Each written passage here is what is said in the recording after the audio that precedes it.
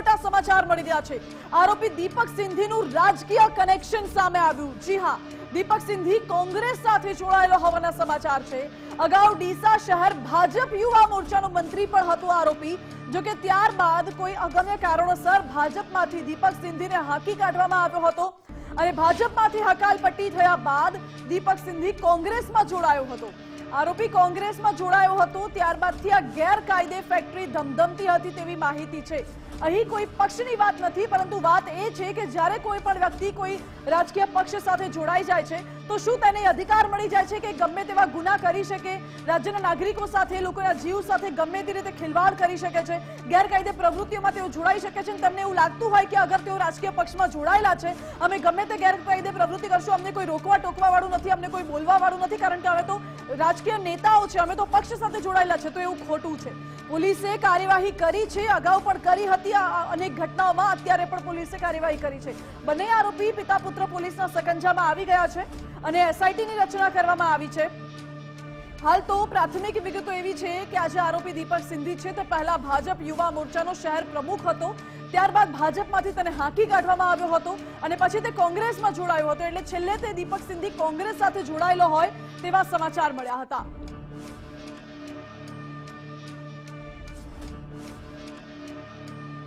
એટલે ડીસા વિસ્ફોટ કાંડને લઈને મહત્વના સમાચાર મળી રહ્યા છે કે આરોપીનું રાજકીય કનેક્શન પણ હતું। હાલ તો આ બાબતે સરકારે એસઆઈટીનું ગઠન કર્યું છે, સ્પેશિયલ ઇન્વેસ્ટિગેશન ટીમ, જ્યાં તપાસનો ધમધમાટ પણ શરૂ કરવામાં આવ્યો છે અને એસઆઈટીના સભ્યોએ ઘટના સ્થળે પહોંચીને તપાસ પણ શરૂ કરી હતી।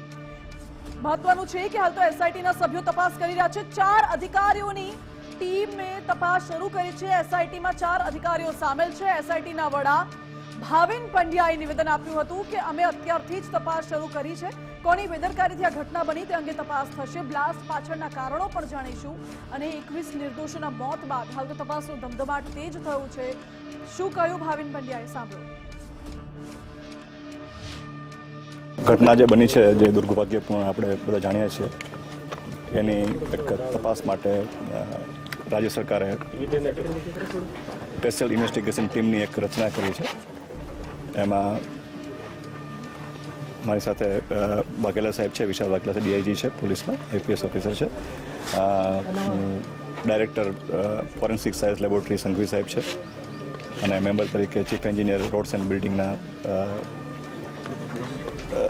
ચીફ એન્જિનિયર છે ગાંધી સાહેબ। એ ચારની ટીમની રચના કરી છે અને આજે અમે એની સ્થળ મુલાકાત આજે અમે કરવામાં આવી છે અને પ્રાથમિક વિગતો મેળવવામાં આવી રહી છે। એટલે બનાસકાંઠાના ડીસા વિસ્ફોટ કાંડમાં કાયદાનો ગાળ્યો હવે કસાયો છે। 21 નિર્દોષનો જીવ લેનારા સામે પોલીસ ફરિયાદ નોંધાઈ છે। વિસ્ફોટક પદાર્થ અધિનિયમ અને બીએનએસ હેઠળ ફરિયાદ નોંધાઈ છે। આરોપી ખૂબચંદ મોહનાની અને દીપક મોહનાની સામે ફરિયાદ નોંધાઈ છે। ડીસા ગ્રામ્ય મામલતદાર વિપુલ બારોટ પોતે આ સમગ્ર ઘટનામાં ફરિયાદી બન્યા છે।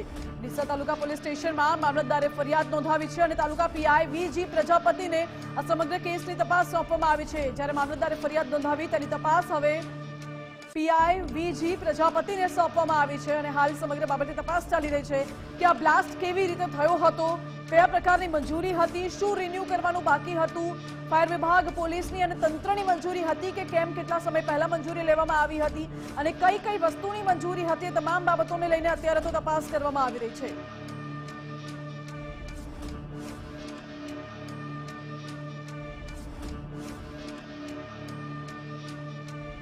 મહત્વનું છે કે ડીસા વિસ્ફોટ કાંડના આરોપીઓને કોર્ટમાં રજૂ કરવામાં આવ્યા હતા। દીપક ટ્રેડિંગ કંપનીના માલિક પિતા પુત્રને કોર્ટમાં રજૂ કરવામાં આવ્યા। આરોપીઓ ગેરકાયદે આખી ફટાકડાની ફેક્ટરી ચલાવતા હતા। આખી ફેક્ટરી ગેરકાયદે હતી, જેમાં બ્લાસ્ટ થયો, 21 લોકો જીવતા સળગી ઉઠ્યા હતા। કોર્ટમાં રજૂ કરાયા બાદ આરોપીઓને રિકન્સ્ટ્રક્શન માટે પણ લઈ જવામાં આવશે। હાલ તો આરોપીઓ પોલીસના સકંજામાં છે। ડીસા કોર્ટમાં આરોપીઓના રિમાન્ડની માંગ કરવામાં આવશે। પોલીસ આરોપીઓના રિમાન્ડ મેળવશે, વધુ પૂછપરછ કરશે અને શક્યતા એવી પણ છે કે ઘટનાનું રિકન્સ્ટ્રક્શન થાય તે માટે પણ આરોપીઓને ઘટના સ્થળે લઈ જવામાં આવશે। હાલ તો પોલીસ સમગ્ર કેસમાં તપાસ કરી રહી છે। જો કે ફટાકડાની જે ગેરકાયદે ફેક્ટરી હતી એ ફેક્ટરીને લઈને અત્યારે તપાસ ચાલી રહી છે। ન મનપા પાસેથી મંજૂરી લેવામાં આવી હતી, ન પોલીસ પાસેથી પ્રાયર પરમિશન હતી, કે ન તો ફાયર એનઓસી લેવામાં આવ્યું હતું, ન કોઈ ફાયર સેફટીના સાધનો હતા. આ સાથે જ આ ફેક્ટરીમાં ફટાકડા વેચવાની મંજૂરી હતી, ફટાકડા બનાવવાની મંજૂરી હતી કે પછી ફટાકડા માત્ર રાખવાની મંજૂરી હતી, એ દિશામાં પણ પોલીસ તપાસ કરી રહી છે. હાલ તો પોલીસ નિવેદનો પણ લઈ રહી છે. ક્યાંક એવું પણ કહેવું છે કે માત્ર ફટાકડા સ્ટોરેજની મંજૂરી હતી, પરંતુ આ આખો એ મુદ્દો જે છે તે મુદ્દો હવે ચગ્યો છે અને આ મુદ્દો લોકસભામાં પણ ચર્ચાયો હતો. સવાલ હવે એ પણ ઉઠી રહ્યો છે કે આરોપીઓનું જ્યારે રાજકીય કનેક્શન સામે આવ્યું છે ત્યારે શું રાજકીય કનેક્શન કે કોઈ પક્ષ સાથે જોડાવાથી તેમને લાયસન્સ મળી જાય છે, એ પણ સવાલ છે. મારી સાથે ન્યૂઝરૂમથી આસિસ્ટન્ટ એડિટર ઉમંગ રાવલ લાઈવ જોડાઈ ગયા છે. ઉમંગ, સૌથી મોટો ખુલાસો ડીસા બ્લાસ્ટમાં એ થયો છે કે આરોપીઓનું રાજકીય કનેક્શન હતું. દીપક સિંધી કોંગ્રેસ સાથે જોડાયેલો હતો, પહેલા ભાજપ સાથે જોડાયેલો હતો. જ્યારે પણ કોઈ વ્યક્તિ કોઈ પક્ષ સાથે જોડાય છે તો શું તમને લાયસન્સ મંજૂરી મળી જાય છે લોકોના જીવ સાથે ખિલવાડ કરવાનું? આપણે માનસી જોયું કે અગાઉ જે બીજેડ વાળું તાજેતરની જ વાત કરીએ, આમ તો ઘણા બધા એવા દાખલા છે કે મંત્રીના પુત્રોએ મારી લે, ક્યાંક કોઈ એવા કનેક્શન હોય કે જો મંત્રી હોય તો ક્યાંક સામાન્ય વ્યક્તિને જેમ ફાવે તેમ બોલી દે. પણ બીજેડ વાળો વર્તમાનમાં જે ખૂબ તાજો કિસ્સો છે કે ભારતીય જનતા પાર્ટી સાથે સંકળાયેલો રોલો મારવા વાળો વ્યક્તિ છે, કરોડોનું ફૂલેકું ફેરવી અને ત્યારબાદ આ ડીસાની અંદર જે ઘટના બની, જે કરુણતિકા સર્જાઈ હતી કે 20 કરતાં વધારે વ્યક્તિઓના જેમાં બ્લાસ્ટ થયો, ફટાકડાની ફેક્ટરી બનાવતા હતા એની અંદર બ્લાસ્ટ થયો અને એ 20 કરતાં વધારે વ્યક્તિઓના મૃત્યુ થવા. હવે એનું પણ કનેક્શન આવે પાર્ટીઓ સાથેનું, એટલે કે રાજકીય પાર્ટીઓ સાથેનું. આ બધાને ફાંકો ઉતરી જાય ને એવો કાયદો અને એવો દાખલો બેસાડવાની સરકારની અને પોલીસની જવાબદારી છે. એવું નથી કે ભાઈ ડીસાની અંદર જ પહેલી વાર એવું બન્યું હોય કે ભાઈ દીપક છે એનો કોઈ રાજકીય કનેક્શન સામે આવ્યો, કાં તો હોદ્દો ધરાવતો હોય, પેલા ભારતીય જનતા પાર્ટીમાં આવે ને ત્યારબાદ કોંગ્રેસની અંદર આવે. અને જ્યારે પણ આપણે હમણાંથી એક રિવાજ એવો થઈ ગયો છે કે આપણે રસ્તે ચાલતી ગાડીઓ જોઈએ ને તો પણ પાર્ટીઓના ખેસ છે ને ક્યાંક મિરર ઉપર લટકાવેલા અથવા તો ડેશબોર્ડ ઉપર મૂકેલા હોય અને એવા રોલા મારતા નીકળે કે જાણે એમ થાય છે કે પોતે સરકાર ચલાવી રહ્યા છે, કાર્યકર્તાથી માંડીને હોદ્દેદારોને. હવે ક્યાંય આવી પરમિશન નથી. જોકે હાઈકોર્ટ કહી ચૂકી છે કે ભાઈ પોલીસ હોય ને, પોલીસ એ પણ પોતાનું બોર્ડ છે પોતાની પ્રાઇવેટ ગાડીની અંદર ના રાખી શકે. તો રાજકીય પાર્ટીના ખેસ પહેરીને ફરતા છે અને સાથે જ ગાડીઓ ઉપર ખેસ મૂકી અને ભારતીય જનતા પાર્ટી હોય કે કોંગ્રેસ હોય એ ડેશબોર્ડ ઉપર મૂકી અને પોતાનું જે ચિહ્ન છે આગળ રાખીને રોલા મારતા થઈ ગયા છે રાજકારણીઓ. અને એટલા માટે જ ક્યાંક એ લોકોને એ બીક નથી રહી કે અમારો રાજકીય વર્ગ છે અને અમે વગર લાયસન્સે રિન્યુ નહીં થયું હોય ને અમે ફટાકડાની ફેક્ટરી ચલાવીશું તો અમારો કોઈ કોલર વાંકો નહીં કરી શકે, અમારો કોઈ કોલર નહીં પકડી શકે. અને આ જ ફાંકો માનસી ઉતારવો એ જરૂરી છે અને કામ સરકારનું છે, પોલીસનું છે, તંત્રનું છે.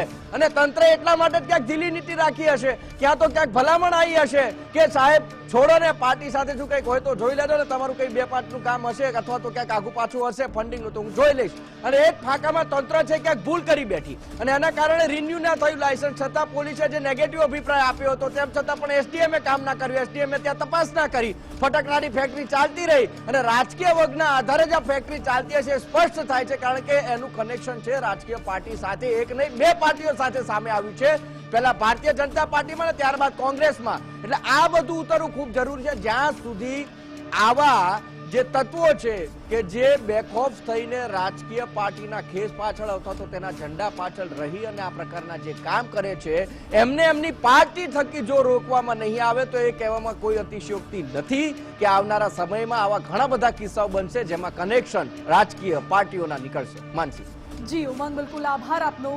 એટલે રાજકીય કનેક્શન હોવાના કારણે જે કાર્યકર્તાઓ કે નેતાઓ રોલો મારે છે અને ત્યારબાદ આવી બેદરકારી દાખવે છે અથવા તો એ સમજી બેઠે છે કે આ તો અમારા બાપનું છે, અમે જ સરકાર ચલાવીએ છીએ અને પછી આવી જ્યારે ઘટનાઓ ઘટે છે ત્યારે તેઓ ફરાર થઈ જાય છે. આ તો સામે આવ્યા આરોપી પિતા પુત્રોને પોલીસ પકડી લાવી, ત્યારબાદ ઘટના આખી સામે આવી અને ત્યારબાદ મામલો સામે આવ્યો કે રાજકીય કનેક્શન શું છે.